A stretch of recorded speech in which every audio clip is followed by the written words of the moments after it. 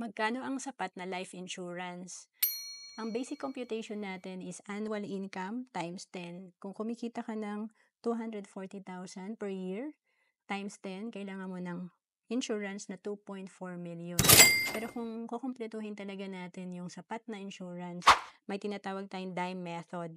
Dapat i-consider din natin yung utang natin and yung mortgage, yung balance ng ating housing loan, and of course, education. Kung may mga anak tayo, halimbawa, 1 million per child, dalawa yung anak mo, kailangan mo ng 2 million. Kaya sa computation natin, nasa 5.9 million ang total na kailangan na insurance.